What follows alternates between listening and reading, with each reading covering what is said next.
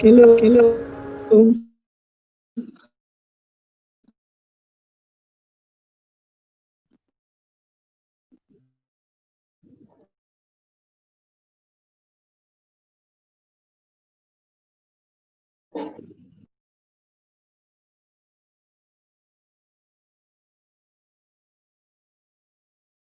Webinar titled Digital Growth Strategy for Business, preparing for the new normal.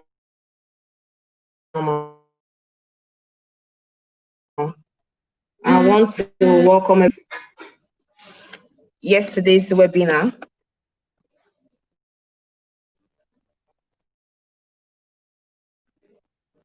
Joining us, if you are on this webinar, just tell us where you're joining us from and your name and what you do. You can put it on the live chat so that everyone here can get to know you.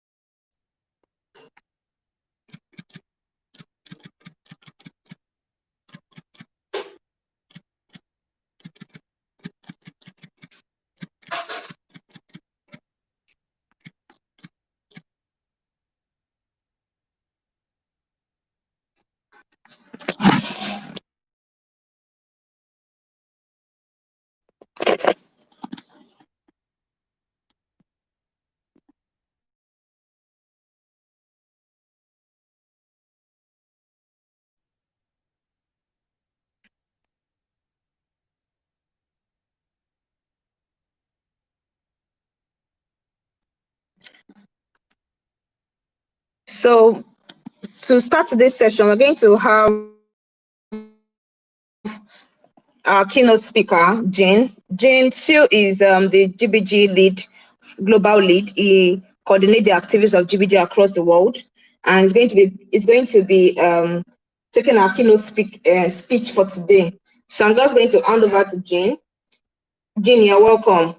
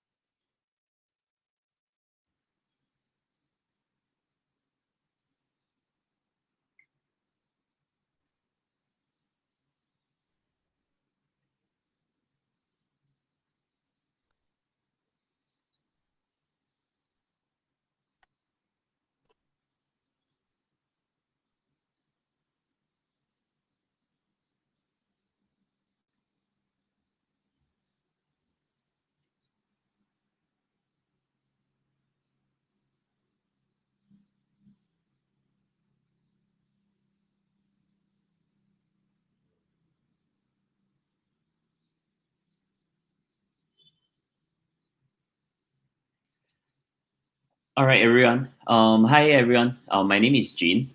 So I'm the Global Program Manager for Google Business Group, also known as GBG. I'm based in Google Singapore's office, and I manage all the GBG community groups globally. So GBG is a community initiative of Grow with Google. It is a global network of community groups formed by passionate volunteers who run events about technologies, digital skills, and career development to help local businesses and job seekers succeed. Under Grow with Google, our vision is to be a global community in every city where business owners and professionals can access free training to help them grow their businesses and advance their career. Today, I'm really proud to be here to speak at an event that is organized by 13 different Nigerian community groups across 9 cities for one Nigeria. To show our appreciation, I would like to request every one of you to follow your local GBG social media group to stay updated on future events and to give this video a thumbs up on YouTube. In a global economy impacted by COVID-19, Google Business Groups are helping small medium business owners, job seekers, and business professionals to endure this difficult time. In April 2020, the International Labour Organization reported 1.6 billion workers in the informal economy, which is nearly half of the global workforce, stand in immediate danger of having their livelihood destroyed. These workers have suffered massive damage to their capacity to earn a living. Also, by PricewaterhouseCoopers (PwC), the European Commission projected that the European Union economy will decrease by 7.5% this year. To give a comparison, during the recession in 2009, the European Union community shrunk by 4.5%, and this time is projected to decrease by 7.5%. The US economy has also lost 20.5 million jobs in April, and the unemployment rate reached 14.7%. In these trying times, we've planned, designed, and curated topics that can be useful for small medium businesses and professionals. Our community groups will continue to organize online training that can upskill and prepare their local community members to get through what's ahead. These are technologies and skills that all of you can learn and leverage to help you in your endeavors. Next, allow me to share some key learnings from an article that I read from Business Plus Strategy site, and the authors are Melanie and Christine from PwC UK and US. The article shared 7 key actions businesses can take to mitigate effects of COVID-19. So firstly, it is to review workforce, location, and travel. The first priority is to establish exactly where employees are and how many workers are affected and or vulnerable territories. Do any need to be repatriated, or have they asked to work from home? Upcoming travel plans will need to be reviewed, rescheduled, and cancelled.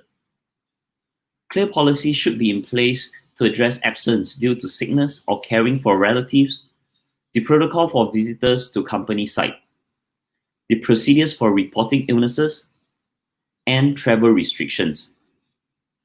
You should also plan for policies in the event of lengthy school closure. What will the policy be for working parents? Be prepared to continuously refresh and update this policy as circumstances evolve. Number 2, revisit your crisis and continuity plans. Every well-run business has a crisis or continuity plan, and many will have a specific pandemic plan. Nothing quite tests theory like reality. Generic plans need to be adapted and tailored to cope with specific challenges of an epidemic. If large number of your employees have to work remotely for a time being, for example, is there enough technology bandwidth to cope? Will your operations be impacted if outsourced?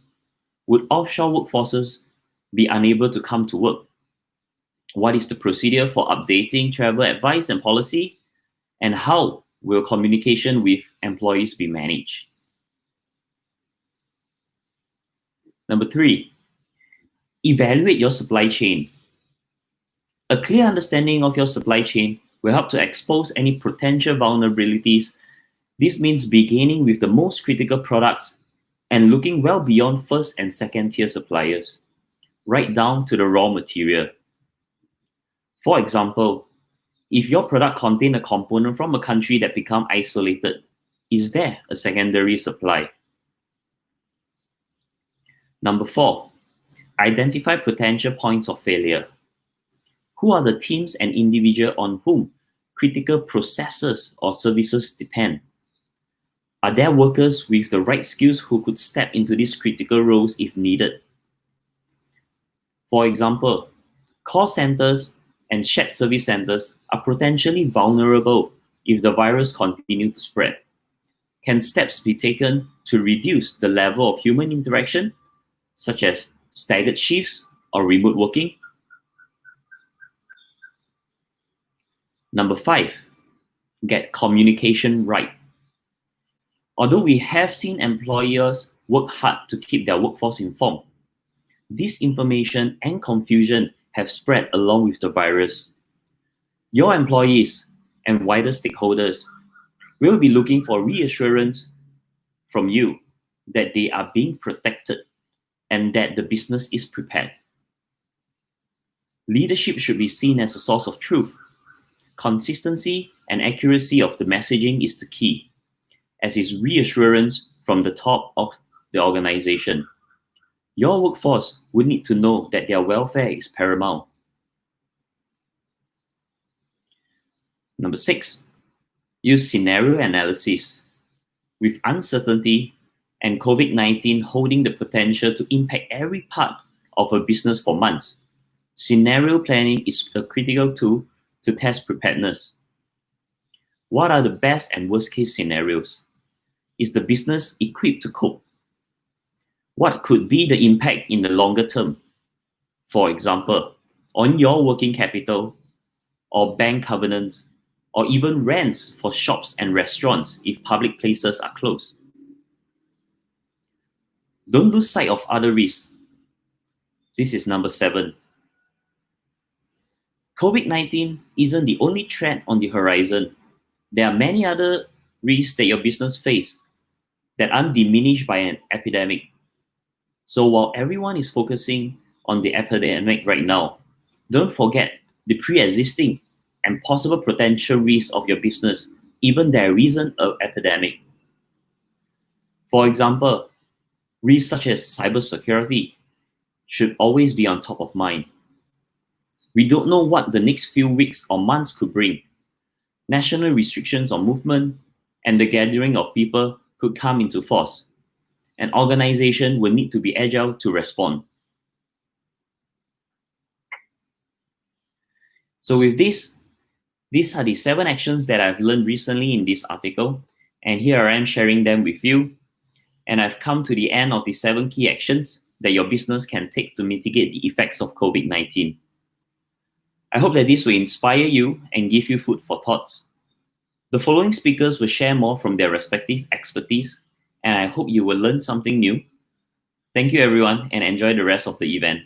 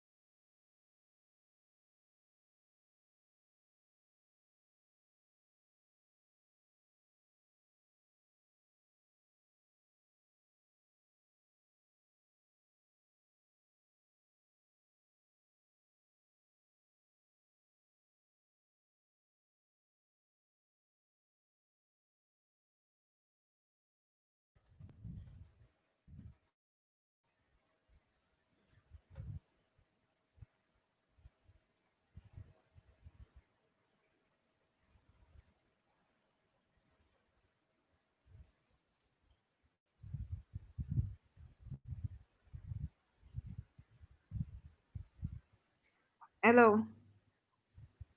Hello.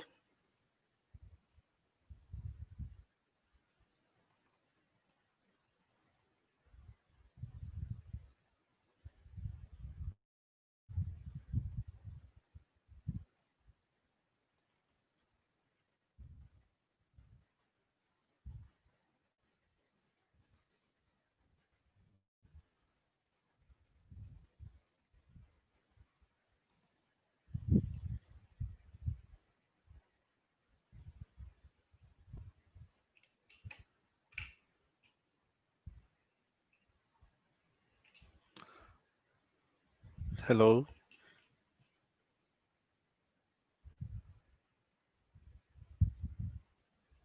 Thank you very much, Jane.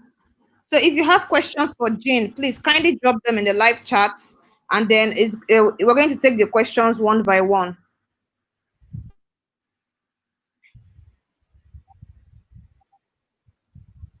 Sorry about the internet issue. I hope everyone can hear me now.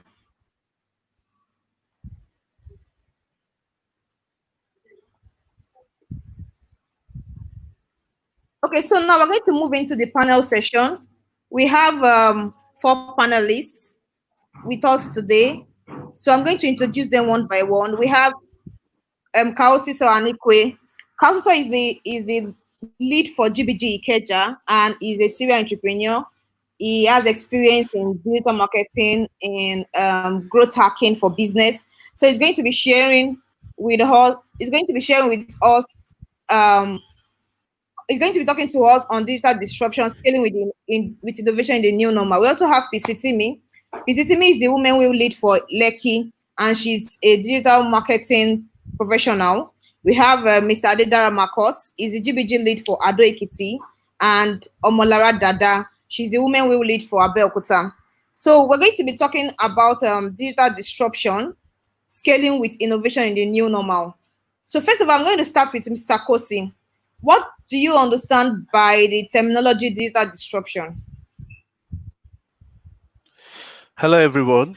My name is Kaosiso Anaekwe, and I'm the managing partner of EduBridge Consultants Limited. And I also double as the founder, Computer Village Online Marketplace. And also, I function as GBG Ikeja lead, which was previously as GBG Lagos. And then, so thank you for having me, Sarah. Okay, so when we talk about the digital disruption, the digital disruption refers to how digital is changing the face of life. That's what the digital disruption is all about. So it's something that we live with today, and we all know about it. That's happened to several industries, but since the advent of COVID-19, digital disruption has impacted every aspect of life. I mean, 100% every aspect of life has been disrupted by digital. So what do I mean?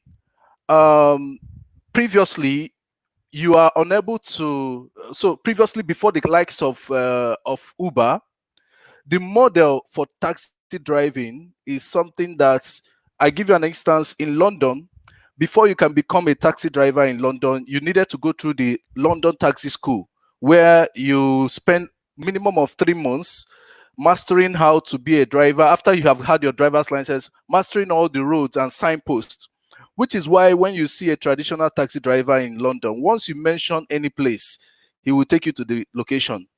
So, and because you needed to learn these things, becoming a taxi driver is not a one-day job. It's something you spend months practicing the roadmaps and then write an exam and pass.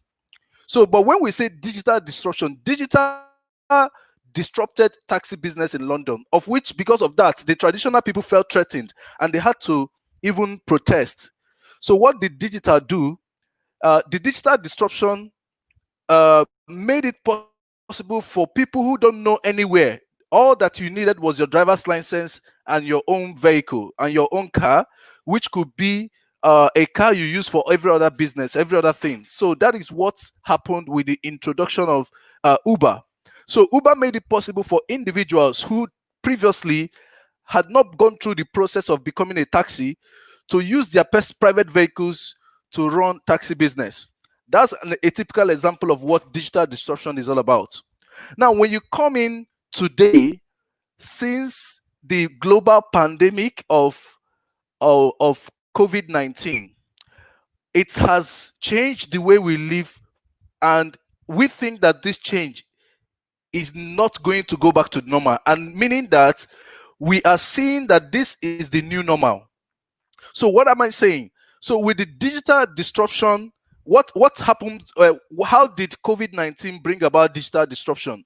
So you look at it today, we are talking about contactless shopping, where you don't have to, go to the market to. In fact, these days, it's very, very interesting when you come to Lagos, in the city where I am, and being someone who is running an e-commerce enterprise, which is Computer Village, a marketplace for the market, So you notice that as at the moment, markets are only allowed to operate 3 times a week, which is Monday, Wednesday, and Friday. And in between, for every day they open, they operate between 9 o'clock and 3 o'clock. And you see that there is so much pressure on buyers and so much pressure on sellers. And the resultant effect is that if you are a buyer and you go to the market for the first time, you will swear not to go back again, because the pressure, the long queue, commuting to the markets. So people now have to resort to using the digital to do their needs. So I'm just talking about what is happening as of this week. I'm not talking about what happened during the total lockdown. So during the time we had total lockdown, it was virtually impossible for people to go out. To, you would usually, people in Lagos can afford to go from Aja to Computer Village to come and buy a mouse.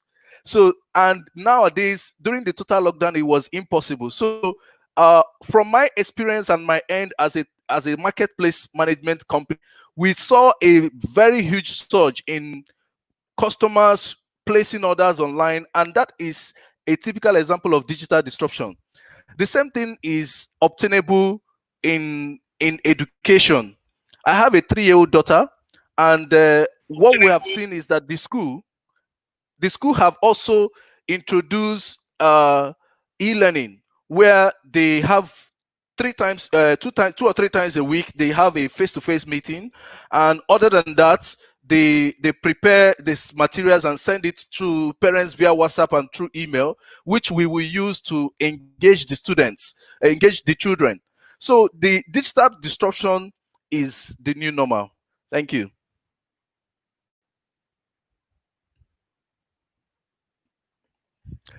If Sarah, should I go further? Thank you very I just much, wanted to give time for others. That was really insightful. So Sarah, should I go further? I just wanted to give time for others. That was really insightful. So should I go further? I just wanted to give time for others. That was really insightful. So I'm just going to go straight to Mr. Adedare Marcos. We talked that Kosi has enlightened on what digital disruption is about, and he has said that it's going to disrupt us from the normal thing we are used to, the kind of activity we are used to. So we have a new normal. So what I will ask now is, does digital disruption necessarily mean innovation? Because and can it be? I don't know if you get my question.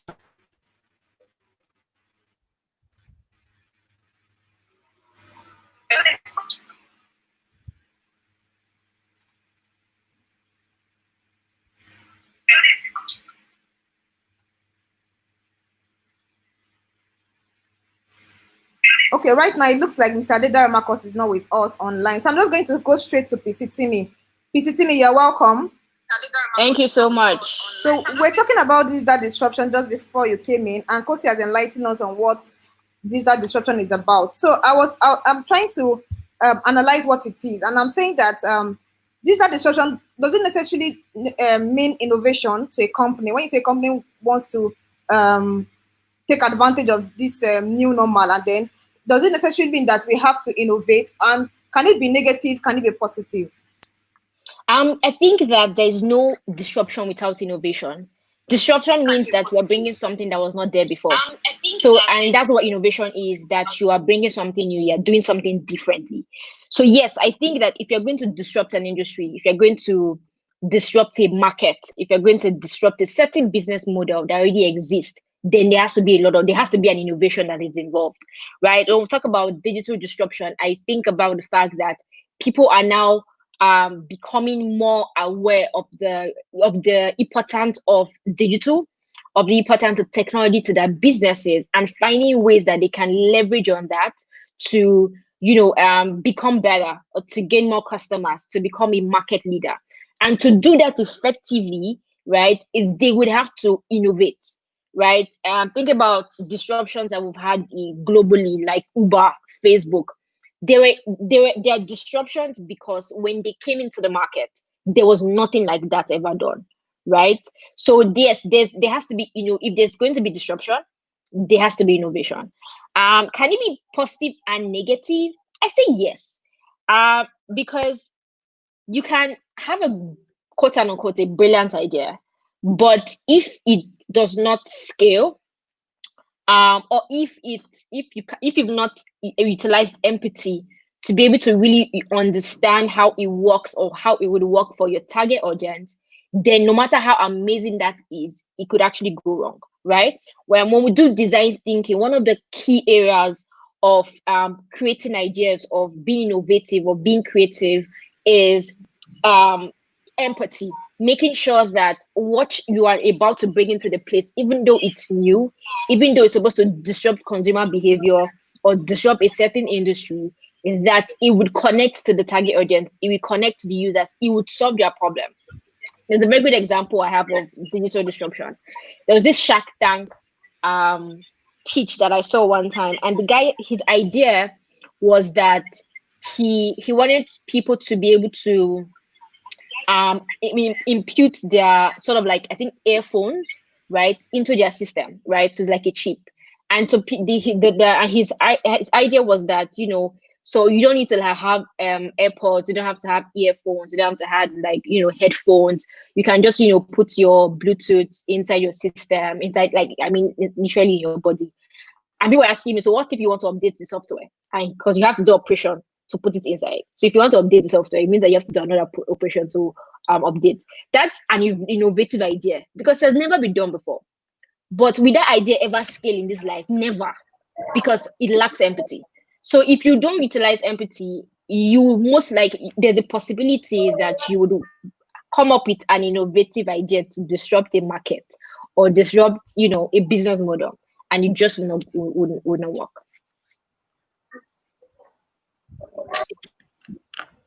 Yeah.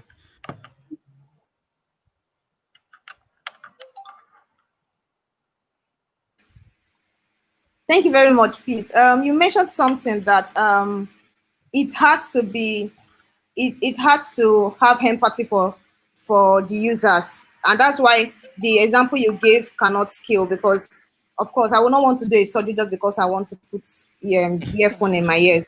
So I want to ask this question: what's the role of design thinking, and how can startup founders integrate design thinking into their innovation strategies such that it can be easy for them to scale? Right. So design thinking is it's a problem-solving methodology, right? That has 3 stages, and I'll just break it down a bit. There's I think I remember it. Sorry. So the first one is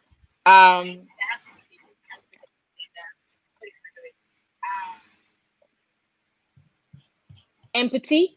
Then we have definition, we have ideation, we have prototype, and we have test, right? So design thinking, like I said earlier, so I was breaking a bit, is a problem-solving methodology, basically, that a lot of product designers use, but it can be applied across every sphere of life. I've used it for marketing strategies before. So because the principles are universal, and it starts with empathy, then definition, then ideation, prototype, and test. Empathy is simply making sure that you understand your user, and that you are creating solutions that will fit your user. So empathy starts by researching your users' needs. Who are my users? What do they want? What are their pain points? How do they want a solution? What kind of solution do they want? Empathy is crucial to a human-centered design process because it allows you to set aside your own assumptions or your amazing idea that you have and gain real insight into your users and their needs. So it starts with understanding who your users. I say it in marketing all the time that understanding your target audience is literally the most important thing you will do, because if you miss it with your target audience, it doesn't matter how amazing your product is, the people you give it to will be the wrong people because you didn't know your target audience or being able to define them, or you don't even know how to speak to them, right? So it starts with empathy. The second thing is to then define. The definition stage is where you sort of accumulate the information you've created during empathy stage, where you sort of like go beyond just asking questions, interviewing them to say, okay, based on what I have gathered, right, this is really what their needs are. This is exactly what their problem is. And then this is how I will likely solve it. And that brings me to the third stage, which is ideation. Ideation then means that you then tweak your ideas or create ideas that will solve these problems that you've defined in the second stage. So it's not just randomly having this eureka moment and you think it's an amazing idea. If before you even roll it out, it makes sense to validate your idea by researching your users' needs and defining what their problems are, and then sort of like tweak your idea and think outside the box to be able to solve their problems. When you're able to do these things, you're able to create solutions or business ideas or even marketing strategies that will scale. And then you actually end it with testing, meaning that I mean soccer now for MVP, the ability to test everything, to start lean so that you can actually see if it works or if it doesn't work. Meaning that you don't have to roll out all the features of the project, all the features of your solution, but that you can roll out the minimum viable product. So what is the least, the smallest version of this my idea or this my business model that would work? And I use that to test the market, and I use that to validate what my research have done from design thinking. And then when that works, then I'm able to move forward. So design thinking is just simply starting with the user and ending by testing before you then roll out the whole thing. And everybody else can go and Google every other thing about design thinking. But I hope I was able to answer your question. Sure.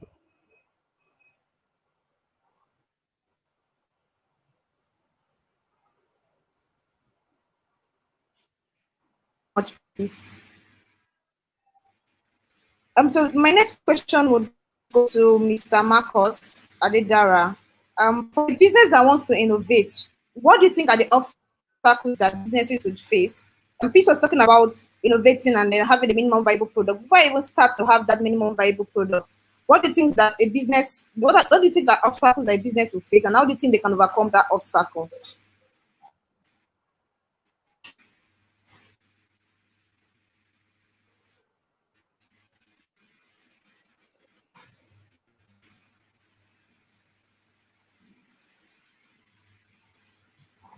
Now, when Mr. Marcos, are you a there? business wants to innovate, there are a lot of obstacles that can actually affect.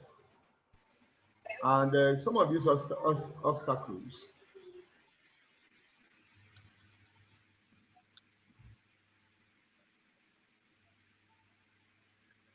Hello.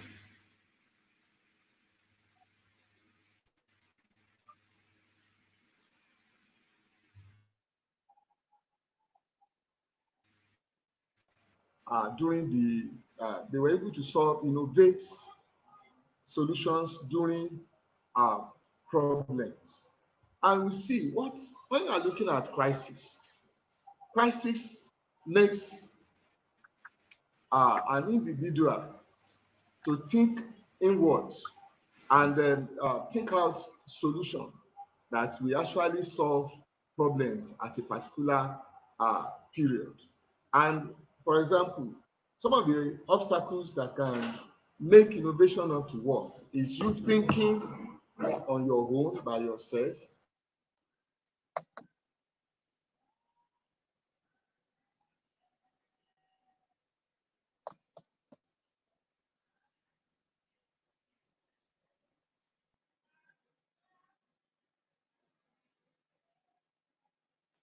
for example, when the lockdown came up, the lockdown issue came up, so many people were shocked. Some of them were disturbed. Some of them were even confused. And it was after a week or two that some people had to come up to look at what will happen. How do I solve this problem? How do I buy products? How do I sell my product? How do I meet with my customers? Then people now came up with different solutions that they can use. But crisis is the first issue. And the crisis of how do I display my stock? So some of the things that made this crisis crisis problem worsen was the fact that people were not prepared for a shock of your place. And currently, people now look at it. How do I solve this problem of inability to move out? They start creating a shop online. All the people that one way or the other, GBG have been trying to set, they have trained at one time or the other, and they couldn't key in. All of them had to hurriedly learn how to solve the problem. So some of them were asking for how to they have the problem of knowledge. They don't have enough knowledge, enough people to assist. Some of them don't even have the website. Some of them are thinking about money. So there are lots of obstacles. Then some of them don't even have the team that will actually help. And for example, if you are in crisis, before crisis, if you don't have an advisor, you don't have a guide, you don't have an advisor, somebody who can put you through, all these things can make innovation very difficult. And at the same time, you must be able to see somebody who can supervise. So some of these obstacles needs to be solved. And this obstacle will actually allow you, when you solve a particular problem, then you're able to move ahead and get solution. And for example, during this lockdown, when people are talking about crisis, some people are making a lot of money. Some people lock of course, offices are not open. Some of them lock themselves up, and they are doing whatever they want to do, and they are looking for opportunity to sell their product. So all these obstacles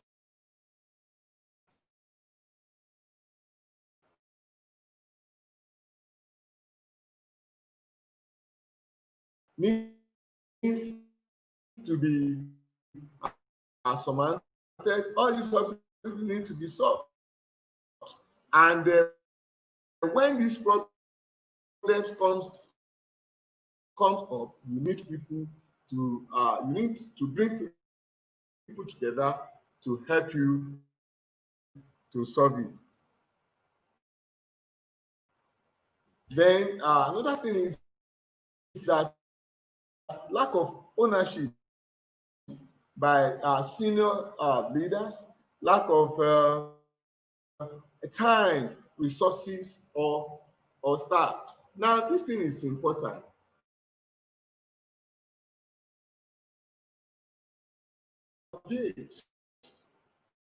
And it's a serious problem. People are finding it difficult to take care of their homes. So especially for business,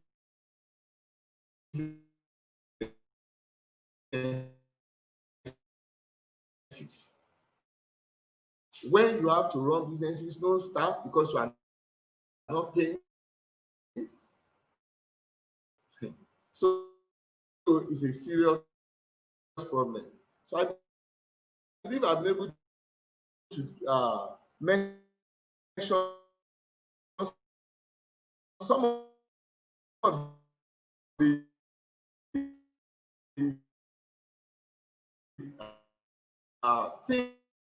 things that we need to do. Then we also look at that was no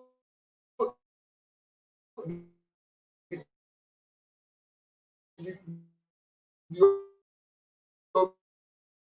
vision, the vision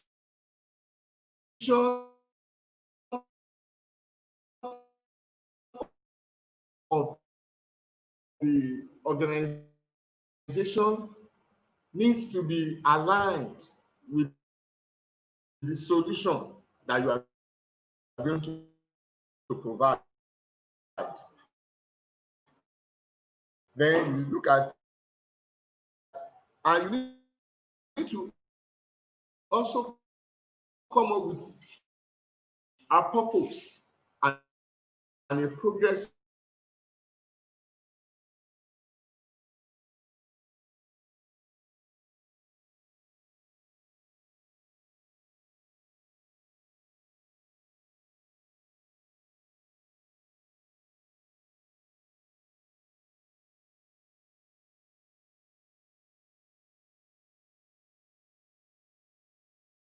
Believe that for you to innovate, that is risky. If you innovate, you are going to lose some of the businesses. For example, there was a particular time an organization, the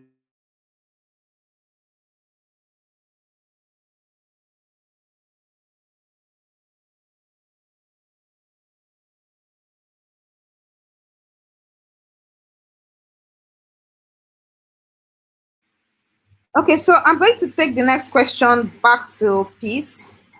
Um, for businesses that are ready to disrupt digital, for businesses that are ready to innovate, like we ascertained before, that innovation can be negative, it can be positive, such that positive innovation allows for scaling, right? So for businesses that are ready to innovate, how can storytelling and branding be used in innovation? What is the role of storytelling and branding in innovation and in digital disruption? Awesome, thanks. That's a very good question. So let's start from branding, right? The intangible aspect of having a great brand is that it's perception, right? People buy into perception. People don't necessarily buy into reality, right? People buy, or you get people's buying for your idea based on how they think about you. One of my favorite branding concepts is brand positioning and brand equity. And when you read up a lot of brand equity, you realize that a large part of what makes a credible brand is how people view that brand, how they perceive that brand, right? And that has to do with how you position yourself. The only way to so I said that positioning is not what you do to your product, it's what you do in the minds of the customer. When you're able to create a certain perception, you're able to make people view you or think about your product or your service in a certain manner, then it allows you to have a certain space in their minds, right? When you do that, it becomes a lot easier for them to buy into your new ideas, right? So it's very essential that if you're going to scale on the internet, if you're going to disrupt digitally, if you're going to create a digital business, then you need to develop a strong brand. Start by defining what your value proposition statement is and being consistent and authentic with that, right? Because branding is not something that you sit down today and you decide, okay, this is who I am, this is my brand, and this is my logo, this is my tagline, and then you move on. Branding is long and evolving. So, and branding is done in retrospect. That people see what your journey so far and say, this is who this brand is. So position your brand, because with that, it gives you an edge. There are certain personal brands, for instance, who would cost certain amount of money, and people will not blink an eye to give them, because they have a strong brand. There are businesses who will consistently get certain kinds of contracts because they have a strong brand. It's easy for Facebook to roll out a e-commerce product, to want to roll out email marketing, and know that people would use it because it has a strong brand, it has a lot of users. So branding is super important for innovation and disruption, because it allows you to position yourself in a way that people easily trust you, right? The thing with having a strong brand is that you get people to not just know you, to not just like you, but to begin to trust you, right? There's the know like factor in branding. So branding is hyper important. I hope I've been able to share a few reasons, right? What about storytelling? Storytelling is a very pivotal part of marketing and communication right now, because consumer behavior has shown that people don't like to be advertised to anymore. People don't like to just feel like, this is just adverts. People don't even just want to hear the product and benefit, right? People buy stuff because of emotion, because of perception. And that's what stories allow you to do. Stories are a universal language, right? That creates a sense of imagination, passion, and community, and that gets people to buy into idea. So Seth Godin says that stories are not stories, not ideas, not features, not products, are what spread from person to person and from people to people. So no matter how great your product or idea is, that is not what will spread. It's the story behind it. It's the brand story that people will find very easy to share. It says stories allow us to lie to ourselves. So stories, which because of stories, it gets our emotional connection, and then we then convince ourselves that this product or this person or this business is the right one for me, or is the right choice for me. So stories are very important. It helps you to build rapport with your users. It helps to invoke emotion. It helps to simplify your marketing messages or your communication. It makes selling super easy. So if you are going to disrupt, if you are going to innovate, if you are going to scale, if you're going to build a community around your brand, around your business, it's important that you learn the act of storytelling and using that to get people to buy in, driving, making sure that your stories are authentic, making sure that your stories are consistent, making sure that it's coherent with your brand identity, with your brand tone, and then most importantly, that in your stories, you are able to convey the narrative or the message that you want people to buy into. You're able to then tell them about the benefits of using your product, the benefits of using your service, right? So storytelling is super important because it makes it super easy for people to buy into the idea, and brand credibility makes it easy for them to trust your brand, which would then make it easier for you to get people's buying and scale, more or less.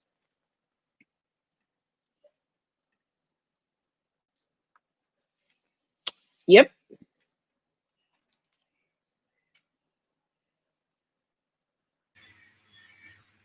Okay, thank you very much, Peace. That was really insightful.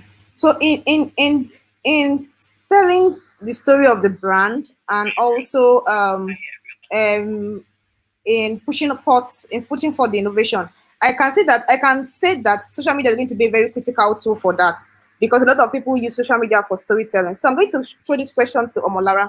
How do you think brands and businesses can use social media to push out their new product, either new product or innovative product, and also use it to to their own advantage in digital disruption?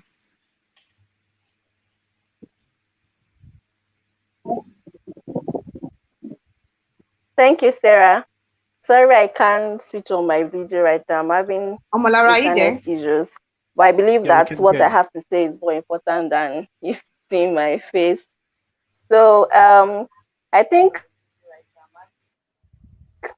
peace as social media is an effective tool in actually using storytelling for your businesses. So I think the first point for me is that you should do the right social media marketing. Just jump on the social media train without actually doing it the right way.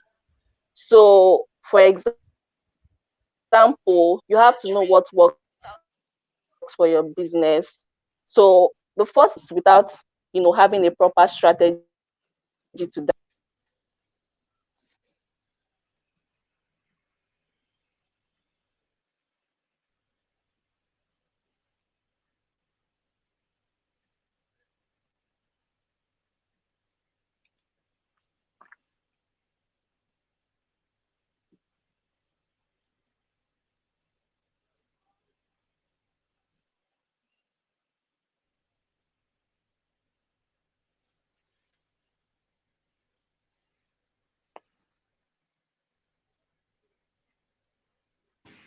Omolara, we can't hear you.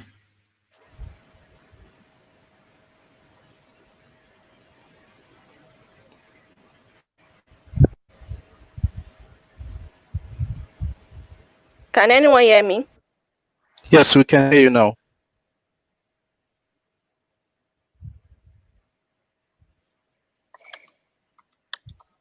All right. So I said the first thing is for you to do the right social media marketing. Select 2 to 3 social media channels which makes the most sense. Understand what you are doing, you one, and then you channel your strategy to that particular social media channel. So like I cited, you can't be probably selling shoes or clothes and then the first social media channel you open is, say, LinkedIn, for example. You have to make sure that you are, using the right platform for what you're selling. And then another thing is that most people tend to, communicate the same way across board for their social media channels. You have to speak the language of that channel. If your strategy on Instagram is the same for LinkedIn, is the same for Facebook, then you should probably revisit what you're doing and then ask yourself, how do people on this platform communicate with each other? How do they communicate with each other? And then how do they communicate with each other? And then how do they communicate with each other? And then how do they communicate with each other? And then how do they communicate with each other? And then how do they communicate with each other? And then how do they communicate with each other? And then how do they communicate with each other? And then how do they communicate with each other? And then how do they communicate with each other? And then how do they communicate with each other? And then how do they communicate with each other? And then how do they communicate with each other? And then how do they communicate with each other? And then how do they communicate with each other? And then how do they communicate with each other? And then how do they communicate with each Okay, other? I guess Omolara is having some issues with her network, so I'm just going to go back to Peace. Unfortunately, Peace would be leaving soon, so we're going to throw one last question to her before she leaves. So I'm just going to go back to Peace. So, Peace, one last question to you. How do you think business owners can spot online opportunities to scale, and what type of customer should they be looking for? What kind of customers you should be looking for is customers that you can serve, right? So, I mean, you know what business you run, you know what idea that you have. So, the kind of customers you should look for are the ones who you can solve their problems, the ones that you can serve, and that they can pay you. So, it has to go hand in hand because it's business. So, what do you do? What do you have to offer? What products or service can you offer? What kind of people need those products and services or services? And then can they pay you, or what segment of that market can actually pay you the price you want to pay? So do your research, right, and understand what you have to offer. And then how do you look for online opportunities? I would say follow trends, right? The amazing thing about digital is that there's almost nothing that's hidden. Everybody's talking about stuff. When something is trending, you will know. When IG Live started trending, it was nobody needed to tell you that IG Live was trending. You see it everywhere. But webinar started trending, it was the same thing. When influencer marketing started growing as an aspect of marketing, it was easy to see that trend. So just open your eyes and be able to see what is trending, be able to um leverage on what people are doing, be able to learn from other people in your industry, be able to also collaborate with other people so you can get yourself to get much more visibility. Do your research, read a lot, watch YouTube videos a lot that have a lot of predictions of this year or last 3 months and all of that stuff. And I would say that the last thing would also be able to try and spot gaps, right? One of the best ways to find an opportunity is to be able to spot gaps. And how do you do that? Look out for your competitors, right? Ask yourself, what are they doing? And then for all the things that they're doing, is there something that they're not doing that could also be beneficial to my target audience that then I can do? That's an opportunity. Anything that your target audience is not doing and can be beneficial to your audience, then you can do it. Or what are your competitors doing that they're not doing very well? That's also an opportunity. So look out for gaps by researching on your competitors, and also follow trends, right? And collaborate with other people. And I think that will set you apart for good success.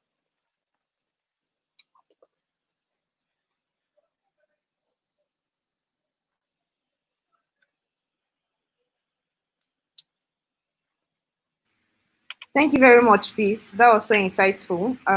If you have questions, please just drop them on the live chat. So my next question would go to Kosi.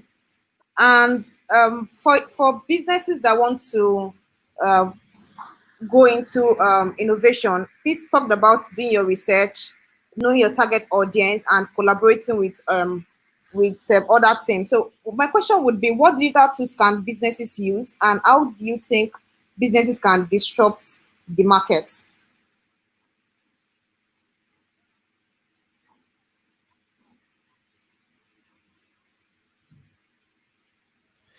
Hello, talking about the disruption and digital tools that are available. So I would like a business to first of all define your goal. So once you are able to define the goal, which is what is the problem you're trying to solve. So for example, if I am running a food business, and I noticed that because of the COVID-19, that people no longer come into my store or come into my restaurants. So the solution or the tool that I select will be dependent on the problem I'm trying to solve. So, and one of the tools I will start with is Google search. It will be funny to, I'm going to add Google search and YouTube as your two go-to places when you are trying to look out for solution to a particular problem you are facing in your business. So the reason is this: um, it's easy for someone to tell you, "Oh, look at this software. It does XYZ." So, but perhaps you bring in a software and you're trying to fit in the software into your problem rather than trying to go from the solution point of view before you can now say, okay, this solution is ideal for me, right? So for example, you wouldn't need to understand the very problem you're trying to solve before you can begin to select tools. So I would like to go further to explain some of these tools and what they are, and what entrepreneurs should be looking forward to doing within their business. So when we talk about digital disruption, it's about internet. That's what it's all about. How can I use the power of internet to scale my business? How can I use the power of internet to solve the problems we are having today due to COVID-19, which is we are being asked to social distance. We are being asked to avoid crowded places. So how can we still reach out to our consumers? How can I reach out to my colleagues? How can we work? So before I go into that, I also want to put up a caveat. So this caveat is based on my experience as a business owner. So I run two companies right now, which is a marketplace, a computer village online marketplace, and I also run the Edu Bridge Consulting, where we do digital agency. So you see, it's very convenient for us to every member of Edu Bridge. We have actually translated to working from home, and is so convenient and everything. In fact, we have witnessed increase in productivity. We have witnessed more growth in terms of what the teamwork that we are doing, and I will explain what we're doing in such a level. But when you come to the other kind of service where our duty is to help customers find the product they are looking for, and also to make sure that they get it delivered to them. So we deal with physical goods most of the time. So you can't tell your staff to stay at home. Then if there is an order placed, who is going to deliver those items to them? So I want you to understand these two different things. So which means the solution that you would end up going for, or the technology that you will end up, and how you are going to adopt it, would not be one size fits all. So I've just shared with you like two different businesses. One deals with physical product. One is a digital marketing agency or a digital agency that creates solutions and softwares for other businesses. So now, when you are looking to select technology, I mentioned that you have to think about what are you trying to solve? What exactly is the challenge? How did your business, how is your business being impacted, so you can select. So for example, if I run a restaurant, you notice that people who want to start a restaurant, I'm going to say connect this to what the yesterday keynote speaker spoke about. He spoke about your digital infrastructure. So when he was talking about digital infrastructure, I want to highlight on that. So, as businesses, most of us have always on the highbrow area of this town, and we locate our business within a high traffic density area.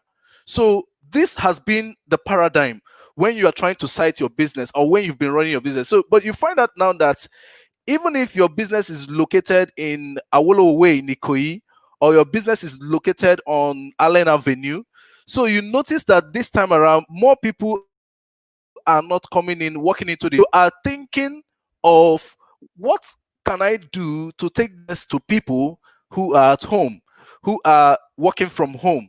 So that's where you begin to look for technology and tool. So number one technology is your online presence. If you don't have a web presence, a digital online presence for your business, so you begin to rethink about it. And secondly, some businesses in the past actually did have an online presence, but some because there was no need for them to invest in infrastructure for inventory management that is remote and all of that. So they didn't, the kind of approach they took when solving for having an online presence was probably just have a social media page, or they don't have an integrated solution. So in terms of when you are trying to respond to disruption, I'm going to relate it closely to the impact of COVID-19. So if you are trying to come up with technology or tools you want to select now, you are now saying, okay, how can I grow my business using online? So if you're going to grow your business online, you will need to do an audit of your page. Take a look at your website. If a customer comes to the website, is it very clear to the customer what he is supposed to do? Can a customer easily move from from the journey? Can the customer move from the journey of being a visitor to converting as a customer? So that's a very big problem. That's an important question that you want to solve for. So if I decide to take my business online and I have a website, and yet we are not growing, we are not collecting, making money, and we're not getting sales, that is something you want to start solving, and there are solutions for that. So for example, we have a tool called Google Analytics, which was what was mentioned earlier. So with Google Analytics, you will begin to understand how customers are visiting your websites, what pages they are going to, and what products they are clicking. You begin to see information regarding how long they spent on your website, and even from where did they come? Did they come through your social media efforts, or do they come through your last SMS broadcast, or do they come from your what source did this customer visit your business? So that's one. The other one is that, it's one effort, is one thing for you to build a website, but it's another thing for people to visit it. So you need to have a marketing budget. You need to have a marketing program or a marketing plan. So I want to say this. It's funny that we have a lot of businesses who, if you go to their monthly budget, what they use in running the business, you're going to see that they have made provision for generator, for fuel, and sometimes they make provision for paying for electricity bill. They even make provision for staff salary, and they make provision for maybe local government fees and everything, all these several fees, but there's no provision for online marketing. So they expect that the customers are going to, once you build it, they will come. And you get surprised to know that they are not coming. But by the time you begin to rethink your business and you set up a marketing budget that consistently uses either PPC or uses social media paid marketing to drag customer, to pull customer to your platform. And apart from that, also, we have content marketing. So content marketing is one strategy a business can innovate with and continue to transition from the way we have been doing it before to the new model, to the new normal. So what I've said so far right now is having a strategic online marketing or online business structure.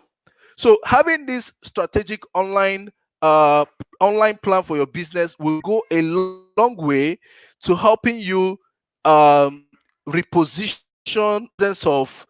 in the presence of the disruption. So what am I trying to say?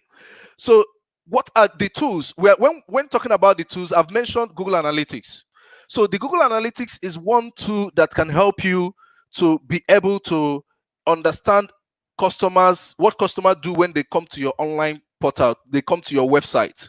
So the other tools, we have email marketing tools. So with email marketing tools, and there are so many of them, we have the likes of MailChimp. We have several platforms that you can use to set up emails in such a way that these emails can even go based on actions that customers take on your website. So for instance, I can have a marketing strategy in which I post something on social media, and I tell people that if you want to get this thing, visit this particular link. So by the time they visit the link, they come to your website to download, you ask them for their email. The moment they get the email, you have programmed another chain of emails, probably 5 chains of email, depending on how you map your customer journey or how you map your conversion funnel. So with that strategy, by having a journey or a conversion strategy, you will be able to say, okay, now that this customer has downloaded this material, okay, let us reach out to him with yet another information that will complement what he has received earlier on. So as soon as the customer has consumed that, you are showing him, you are leading him continuously with further information that are taking them closer to conversion. So that's how you can integrate even your social media campaign with an online marketing, with an email marketing program. So, when we talk about email marketing, some people think it's all about you wake up one morning and you send one particular email. No, that's not really what it's all about. So when you do email marketing, it's something that you can a structured email program that information that you are supposed to give out all at once, you break them into parts and you call it part 1, part 2, part 3, stuff like that. And then you begin to release this content, and what it ends up doing is that it ends up helping you to stay top of the mind or with your consumers, with your customers. So when you are on top of mind with your customers, what it translates is that they can remember you the moment they have made up their mind to acquire that solution they are looking for. The moment they have made up their mind to, let me take for example, if you run a business that builds website for customers, so now you create your first step of content where you tell customers how 5 things to convert your website to a selling website. So that's the thing I shared on social media.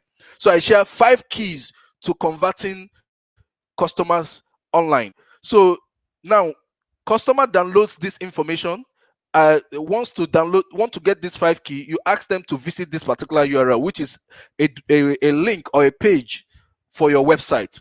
When they get to the page, you are collecting their name, the name of their business, and you're also collecting their phone number and or their email. When they finish that, you send them the content.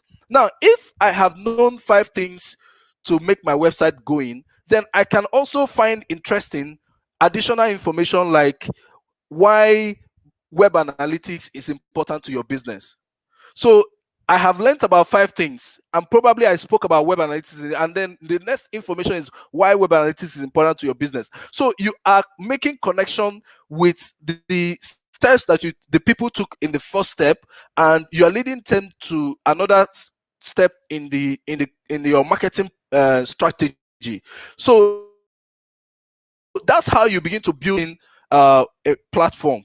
So by having a program, a premeditated strategy, that's how you begin to adopt. So then when you talk about other tools that you can implement for your as what business can do to meet up with digital disruption. So you look at, we have several tools. Like a lot of us has talked about using social media to find your customers. Yes, that's very valid. And do you know that for you to win in social media, you have put yourself in the position of a broadcaster. So you've put yourself in the position of someone who others look forward to for information they consume. So it's not going to be every day you are telling people, okay, this is the latest products, buy now. So you want to look at, okay, people that have bought these products, what are the 5 things they can do with it? So for example, you run a business, you sell mobile phones. So you know that every time you're telling people, oh, Techno has released the latest phone, and that's something you share on social media. That's interesting, and you tell them the price. But again, if you want to engage them, you could talk about 5 awesome things that you can only do with Techno phone. So that kind of information, when a consumer see it, and probably they had a Techno or they didn't have, they begin to pick interest. So that's how you begin to. It's something that you have to like have it, and you have to have planned it. It's not something that you just wake up and you heard in the news that this is trending and you jump on top of the trend. And when you have a strategic plan, even though you want to jump on trend, it makes it you are more strategic in your approach, because you will be trying to connect it to your business objective. So apart from having email, using social media as your starting point, and setting up analytics, I always advocate for you to have a budget for your advertising, for you to have a budget for your marketing. The reason being that where your email cannot take you, and where your social media cannot take you, your $10 marketing can take you to that place.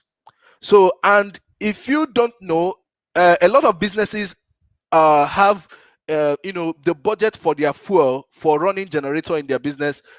Some of them have up to 50,000 naira monthly that they use to run their business, to fuel their generators, but they don't have, like, let's say 5,000 naira for advertising to drag customers who are going to patronize their business. And some of those businesses, what they depend heavily on people who are currently their fans and who are currently their followers.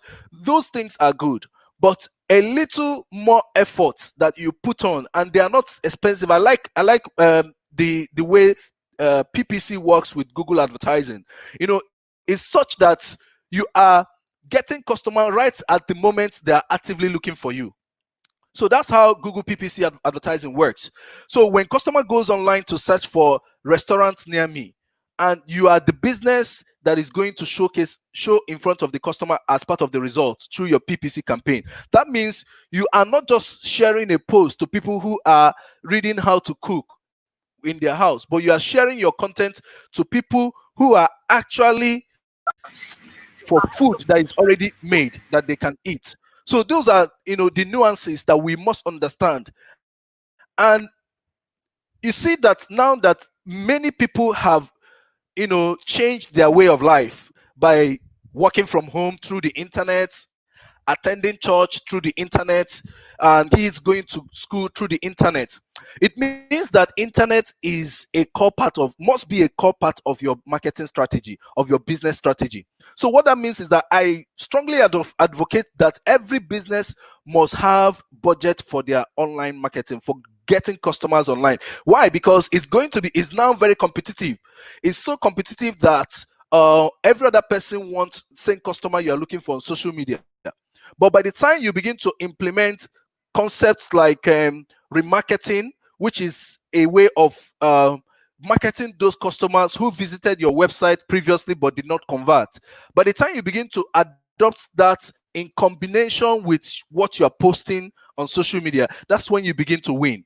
So with the present dispensation, where our lives have gone digital, where we have seen, for example, in one of my companies, we have noticed that the traffic that we have gone as high as 200%. So, we have a portal where we usually have like 100,000 visitors a month, and when I look at the analytics now, and I'm seeing 200,000 visitors a month. And by the way, and one of the things I also noticed that customers are now putting things in the cart, and they're also checking out. Unlike previously, customers will look at the products, after looking at it, they just do window shopping, and when they are ready to buy the thing, they visit the market. So things have turned around now that visiting market is really not advisable for anybody, for health reasons, for stress, for the fact that you need to be sane. I mean, you need to work, and also the markets are not open all the day. Like today is Saturday. Majority of the time, most people shop on Saturdays, and if you go to some markets now, they are closed, and today is Saturday. So you see that you only but have the option to use digital, and many businesses have discovered this, and they are trying to increase their effort in getting customers online. So things I've said about this technology is for you to look closely on the web technologies, and that's what we do in digital in GBG. There are several web technology platforms that help you to grow, to find customers, to retain customers, and to build relationship with your customers. So those are what I would emphasize for businesses to focus on, to make sure that you didn't just build a website that you don't even know if anybody visited your website today. You don't even know if customers who are finding your business, they found it on Google. No, you need to start thinking in this direction, because these days we have seen an upsurge in number of people using internet. So if you are listening to me, you can imagine how things has changed for you as a business or as a consumer, how you have now begin to have a lot of dependencies on the internet. Just imagine the 200 million customers in Nigeria, the kind of dependencies that they also have online. So that will begin to inform you why this disruption and the internet, doing your business online, is the new normal. So that's the way that I will recommend for businesses to approach approach the disruption, by thinking about looking at online tools they can use to promote their business. So, and if I still have time, Sarah, I want to talk about operations. So we have talked about the marketing side of it, finding customers or engaging customers. When you talk about operations, we have tools like the Google G Suite. The Google G Suite makes it possible for meetings like this to happen. And for if you are running a school today, Google has a platform like Google for Education, which is free and available for any school to go and set it up. And you begin to have tools that you can use to manage your classroom, like Google Classroom, which allows you not only to issue assignments, you can grade assignments online, because you notice that you cannot ask your school children to, write on the piece of paper on their notebook and submit for you to mark. So you won't find the students to mark their notebook. So now with technologies like Google Classroom, you can send assignments to students, and I was speaking to some school owners, and I found out they were talking about how so far they've been using WhatsApp. So, and some of them that are using WhatsApp, sharing things through WhatsApp, may not actually know that they even have Google for Education free that they can use. And the Google Education product that is freely available allows you to send questions using Google Form, and students can answer it. It comes with Jamboard. The Google Jamboard is a tool, it's just like your blackboard in the classroom, where you can write math equation with your fingers. So with that kind of technology, you know that you can bridge the gap between the classroom and parents and home with tools like that. So when it comes again to how other businesses who are not schools, what they should be looking at doing. So I will give you an example for my company. What we did was, as we asked our staff to work from home, one of the things we did was to make sure that by 8 o'clock we have heads up every morning. So once it is 8 o'clock, you are expected to join the Google Meet. And with the Google Meet, We are all talking about what we have done previously. And apart from that, we have our ERP solution, which helps us to assign tasks. With the ERP solution, we are assigning tasks, we are giving deadlines, and we are tracking that. And every morning, our project manager looks at what tasks we are assigning, and she will tell us so and so people have completed their tasks. And we have also a time sheet. Every staff in my company uses a time sheet. So with the time sheet, you are working from home, there's no problem. If you want to sleep, no problem. All we need from you is to clock in all your activity in the timesheet. So when you are clocking in what you did, so the project manager is looking at timesheet. Everybody creates timesheet by 9 o'clock. And once you create your timesheet by 9 o'clock, the project manager can have a view of what is in your timesheet. So, and if you haven't created a timesheet which contains what you are going to do for the day, you get a phone call and they're asking you, does it mean you have no activity for the day? You say, I plan to do this. Can you document it for us to see?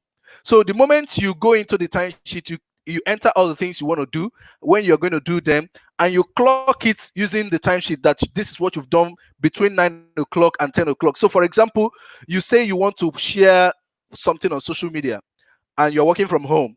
So what time did you share it? So are you saying that it took you 6 hours to make a post? And I went to Facebook and I can see the post you created. And I'm asking you, can you justify the meaning of sharing just a banner on Facebook and it cost you 6 hours to do that? So by the time you begin to implement technology tools like this, you notice that the team, even though they are not present, there is accountability. And when you have heads up meeting, everybody knows what people are doing. And people who are not doing anything, who are not submitting it, we are mentioning their names. We are telling others, these guys are not up and doing. And your friend in the office will chat you up privately and say, Oga, you have not been doing the things you're supposed to be doing. It's not fair. It's not fine. Everybody is working so that the company can make money. But from your end, there is no activity, nothing to show for it. So you see, that also begins to implement, that gives us accountability. So these are things these are kind of technologies that businesses can start to implement. So you have several technologies that can help you even to communicate with a team. So one of them also that I discovered recently is Google Chat. So because we use Google for work, that's the G Suite technology for work, and we found out that Google just made public their Google Chat. Is a modified version of Hangouts. So within that Google Chat, you're able to create rooms. So, and inside the rooms, previously we were using WhatsApp, and I've discovered that with WhatsApp, you might have difficulty organizing conversation, organizing content that you are discussing with team, especially the person is not here with you. So, and imagine coming back to WhatsApp and you see 200 messages. It will take the grace of God for you to read each one of those 200 messages. So, and there is also distraction in WhatsApp. When you're on WhatsApp, other people see that you're online, they are chatting you, and work is not happening because you have to maintain WhatsApp for work, together with work. So what we did was to move our team to Google Chat. So with that, we were able to create rooms. When we created rooms, so for every meaningful project that we are doing, we create a room for it. So, and if there is any update on that project, we went to that room and shared it there, and you got the same kind of alert, the same kind of notification that buzzes on your phone the way WhatsApp will usually buzz. And that's something we implemented, and it's also even allow us to have that same chat with customers. So these are kind of tools that you would need to be thinking about using within this with this contactless work, that staffs are working from home. You need to be thinking about how to use technology tools like that. So you are thinking about how do you track projects, how do you track activities of staff, how do you communicate. So these are tools that you can use to innovate your workplace in this era of COVID-19. Thank you very much.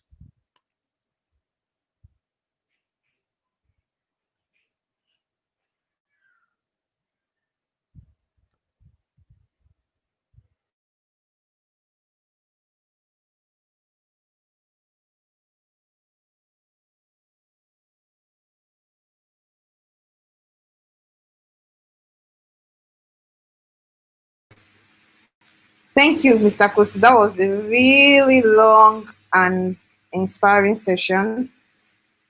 So I'm just going to try to round up on what all our speakers have said today. So we started with the definition of the terminology digital disruption, and we see that it's something that's it's a technology that used to describe a new innovation that would disrupt the normal. That means we're going to have a new normal, which is what the pandemic has done. So we see that it has accelerated the fact that people know that they have to use technology for their businesses. So start with the definition. So also we talked about the correlation between innovation and digital disruption, and please help us to ascertain that innovation certainly means digital disruption certainly means innovation, and innovation can be either positive or negative. She talked about the fact that negative innovation is going to make it hard for businesses to scale, and positive innovations will make it easier for businesses to scale. So how then do a business engage in positive innovation? It means that you have to have a product that is aligned to the user's need. And she talked about the minimum viable product, rolling out a minimum viable product using the design thinking process. And those processes, she talked about the process, the design thinking process, that is the testing, validating, ideation, defining the problem and all of that. So we also talked about the tools that businesses can use in times like this. Kosi has talked about Google Analytics, Google for Education, Google Charts, and a lot of other tools. So this is just to wrap up all of what we have said. I'm going to be taking questions now. So the first question is from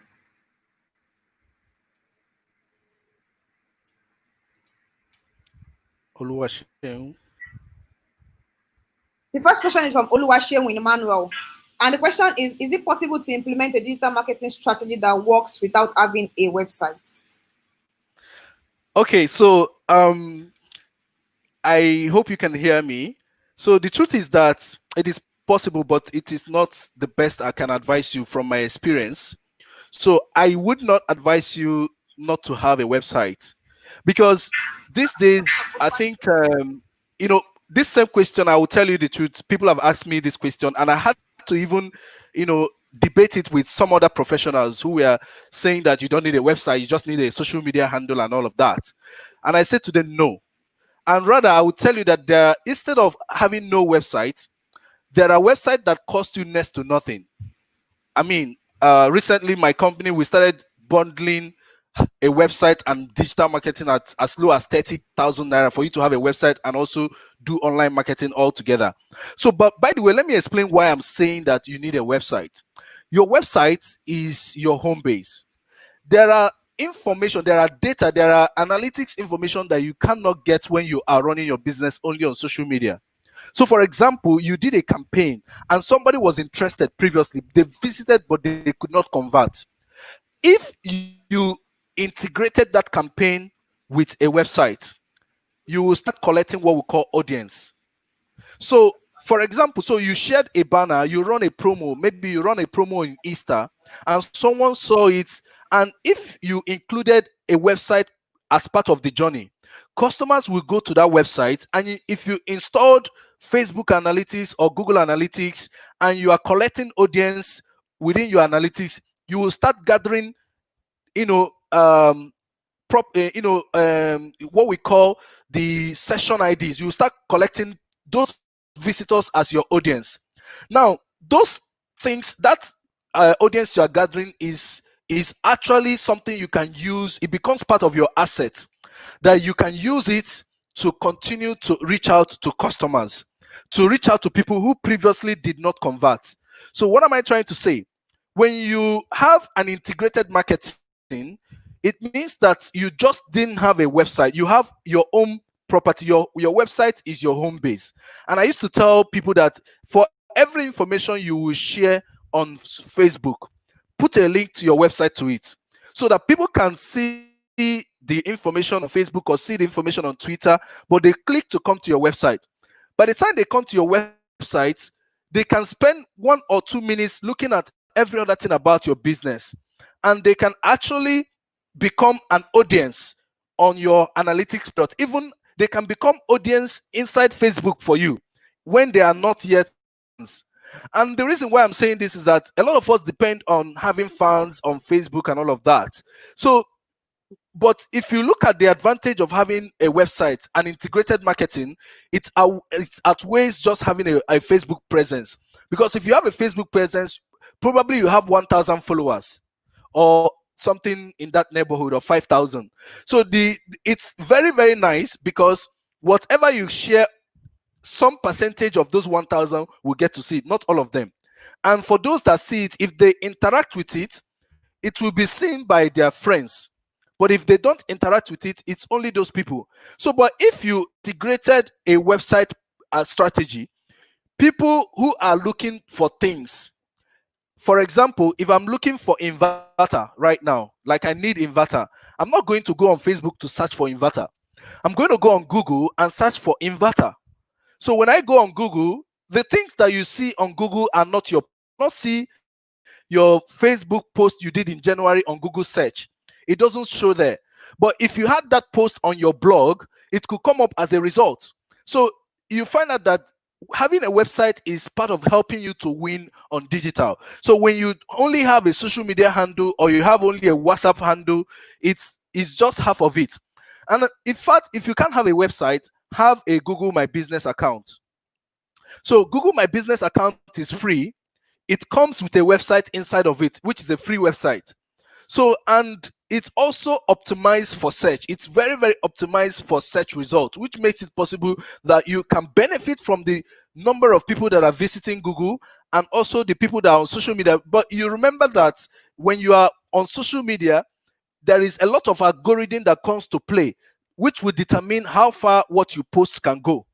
So that's why if you own a page on Facebook, you begin to you will see that Facebook is telling you boost your post. So except you boost your post, you will not get 1,000 people to see it. So you begin to see that those are aspects of how this online thing works. So that's why you also need to have your website presence. So I think that's my explanation to that. Apart from helping you to have data to make this business decision.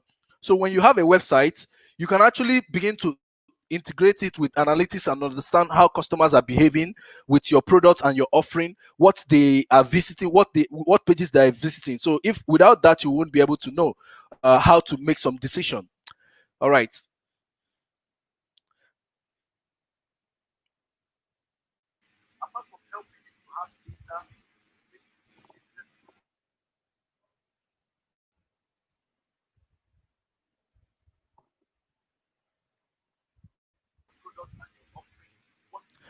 So, Sarah, there's another question on the screen. Thank you very much, Mr. Kosi. So, just to add to what he has said, having a website is very, very important for any business. Is your online infrastructure, just like you have a local address. So it's your address online, so that anybody that wants to find anything about your business can go there and search. So it's very, very important. And if you're also running a campaign, say you're trying to get users to buy a product, even if you don't have like a very convertible website, you can have a landing page that convert, trying to push. So what happens is that you can actually have that landing page just for that particular campaign and then convert customers. So the next question also goes with the Fashion free says, how do you build trust and credibility online? Mr. Kosi, please. Okay, so when we talk about building trust and credibility, it's actually where the rubber meets the road. So I have run an e-commerce business for almost 5 years, and I can tell you that trust is a very big thing when it comes to online. So, and it's hard to come by, but there is a process to it. So in building trust, there is something I make sure I do in every campaign, or when I have a brand I'm managing, or building a website or something. I try to build what we call reason to believe. Reason to believe is what you do to solve for trust. And sometimes just to be able to achieve reason to believe, I can give away products, because I know that by giving away these products, I would have added it to my cost of marketing. So sometimes, let me explain what I'm saying. You see, I just started a brand new business, and I want to get my first customer online, and people are like, hmm, can I trust these guys? Who have you done business with before? Do you understand? Have you had that question before? I have had that question in my journey as an entrepreneur. Even up to tomorrow, when I find a new account I want to manage, they ask me, show us what you've done before. So that's the same question. They ask you that question. People have that question in their hearts when they visit your website. So you now have to, when you build your website, when you do your marketing, make sure there is an element called reason to believe. So you have to give your customers, your visitors, reason they should believe your business. And these are things you can do by way of making sure that you have testimonials, making sure that you have reviews for your brand, making sure that if those reviews can be in form of videos, and they can be, things that people can connect for real, testimonials, tweets, mentions, or a newspaper mention about your business. And how do you go about getting this? Sometimes it takes sacrifice for you to get it. So I've seen, this is what I've done in the past, and I'm even doing it next week, as a matter of fact. So sometimes you give away your products, and knowing that I have, for example, I'm giving away a product or a service to an organization. I'm not just giving away my service. I'm spending over 300,000 on that initiative to manage that project, and I'm doing it for them for free. So, and I want to tell you that by the end of the project, by next week, I already have my strategy to make sure that the project, what happens after next week, will pay for what we have spent on. And that's what it means. So that's what it means, building credibility. So you could actually have a product and do a giveaway on the and sometimes you want to do that giveaway. You just don't want to give it and it goes away like that. You begin to think about how you can integrate it with influencer marketing, where you reach out to an influencer and say, okay, can you, we will love to thank you for what you do for the people, and we are giving you so and so carton of our products and all of that for you to share to your fans, or for you to mention us. Those are how you begin to gradually build credibility. And I can tell you that credibility is earned, is not something you attain overnight, and sometimes you have to be deliberate about it. So sometimes you do a giveaway, and in order to build that credibility, you make sure that you highlight it on your website, you highlight it on your marketing collaterals. So because if you send out a proposal to somebody and you do not include a section that talks about people you have implemented for this same thing before, they are going to call you back. If they are truly interested in what you are offering them, these people, they are going to call you back, and they're going to ask you, can you give us details of people who've done this in the past, them know that they can trust you to do it. So that's the same. It's a rule of thumb that you need to implement. And for you, if you have been doing business and you have not been getting conversion, that might be the secret that have been missing in your marketing approach. Thank you.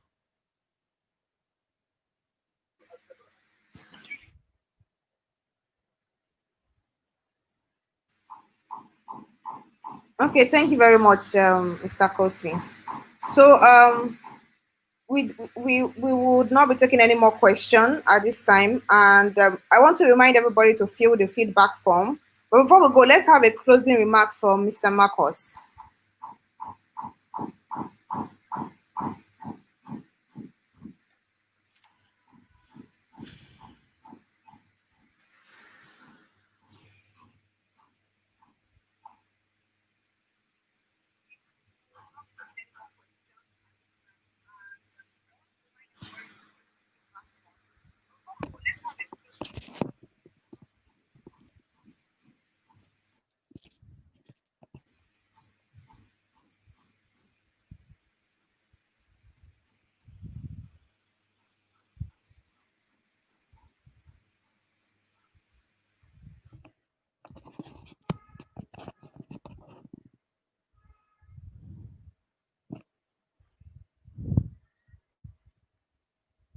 Marcus, check if you're on mute. Check if you're muted.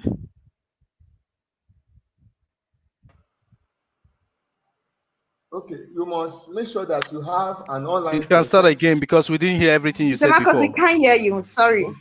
Start afresh now. Okay. You're good. Now, two businesses will exist in the nearest future, even from today. Number one, the business that is online. Okay. Number two, that would be all for today. Sarah, I please. think it's still having some still technicality Sarah, issues. Sarah, we can hear him. So please don't forget Sarah, to we can fill hear the him. feedback form, and we would like to invite you to the meetup, GBG Abeokuta meetup next Saturday at 5 p.m. Registration is gbgabeokuta.org. You can check the live chat for the registration link. Also, don't forget to fill the feedback form. You can get the link from the live chat as well. GBG Nigeria, bit.ly/GBG Nigeria 2020. Thank you very much for joining the call. And we hope that you're going to be part of our community. We hope that you look for a community close to you and then join the community. Okay. Thank you very much. So just like I said, okay. Sarah, we were able to hear him. He has unmuted himself.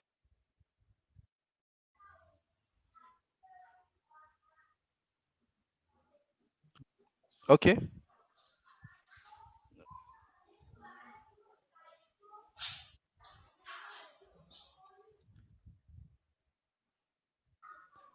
Okay.